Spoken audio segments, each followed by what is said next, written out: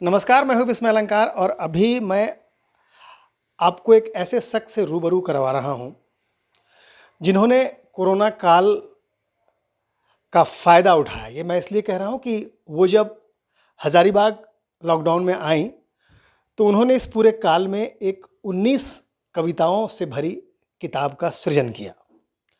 हमारे साथ कुमारी शिवांजलि हैं और उन्होंने एक किताब लिखी है आम लोगों के जीवन पर।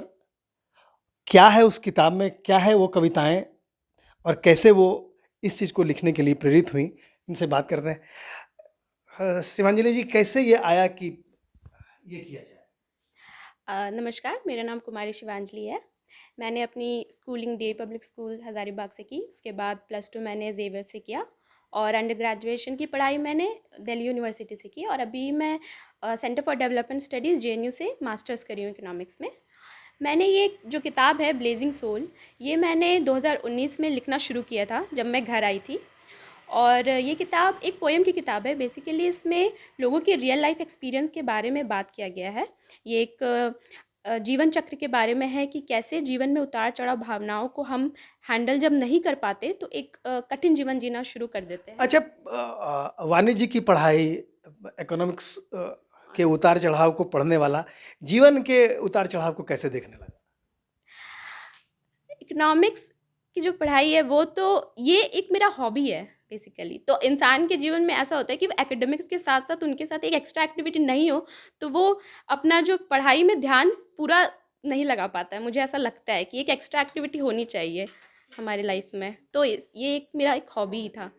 तो कैसे कहानियाँ, क्या कुछ मिलता गया और कविता रचती चली गई या हाँ, कैसे? मुझे लोगों से बात करना काफ़ी पसंद था। मतलब हर तरह के लोगों से। मैं जैसे कॉलेज यूनिवर्सिटी में जाती थी तो कोई मुझे मिल जाता था, तो मैं थोड़ी फ्रेंडली टाइप की लड़की थी स्कूल के समय से ही। तो लोगों को बहुत ही कंफर्टेबल फ़ील होता था मेरे से अपनी एक्सपीरियंस शेयर करने में।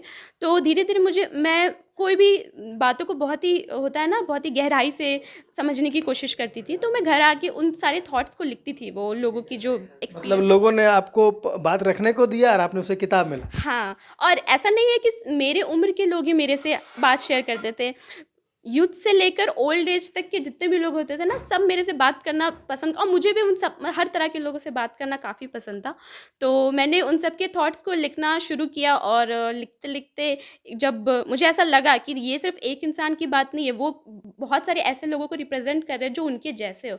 तो मैंने सोचा कि क्यों ना इसे एक कविता कविता का रूप देके किताब के फॉर्म में कोई ट्रांसफ़ॉर्म किया ऐसी जाए। 4 लाइन उस कविता की जो आपको सबसे ज़्यादा इसमें पसंद है? इसमें मैंने एक ओल्ड एज जब हम ओल्ड एज पे आ जाते हैं तो उसके बारे में, तो वो जो इंसान क्या फ़ील करता है। इसमें से कोई ऐसी 4। हाँ, ठीक है। मैं अ,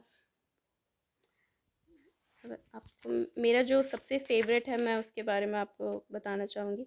वैसे मैंने कोरोना काल के ऊपर एक कविता लिखी है। मैं उसी के बारे में 4 लाइन बोल देना चाहती हूँ। ये सेकंड वेव के टाइम मैंने लिखा था।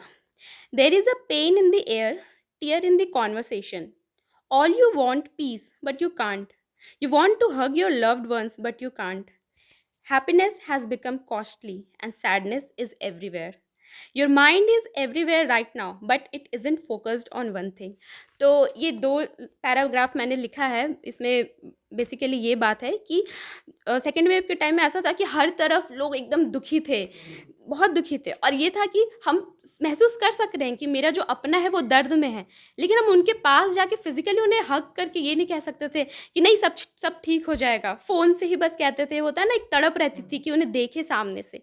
तो पहला पैराग्राफ मैंने ये लिखा था और मैंने दूसरे पैराग्राफ में ये लिखा था कि उस वक्त जो खुशी की जो इम्पोर्टेंस होती है, हैप्पीनेस की इम्पोर्टेंस बहुत ज़्यादा हो गई थी और जो दुख है वो हर तरफ था। और हमारा जो दिमाग था, जैसे हम पढ़ाई कर रहे थे, उस वक्त मेरा एग्ज़ाम चल रहा था, अक्टूबर के टाइम सेकेंड वेव का पूरा ये था। उस वक्त मेरा एग्ज़ाम चल रहा था। तो वही मैंने उस वक्त ये जो 2 लाइन लास्ट के मैंने वही लिखा था कि दिमाग जो है वो हर तरफ है लेकिन फ़ोकस्ड नहीं है। दिमाग ये है कि कहीं उधर कुछ ना हो जाए, ये सारी एक जो डर, एक डर, एक जो भय था कोरोना काल में, हाँ। एक जो व्यथा थी, वो छोटी-सी एक कविता में आई है। और हमारी शुभकामनाएँ हैं कि आप बहुत तरक्की करें और हज़ारीबाग साहित्य को लेकर पहले भी बहुत उर्वर रहा है। नई पीढ़ी है, नई पौध यहाँ फिर से पनप रही है और पूरी मजबूती के साथ, पूरी ऊंचाई के साथ। विस्मय अलंकार लगातार.in के लिए न्यूज अपडेट के लिए आप हमारे चैनल को सब्सक्राइब करें। आप हमें फेसबुक और इंस्टाग्राम पर भी फॉलो कर सकते हैं। बने रहे लगातार.in के साथ।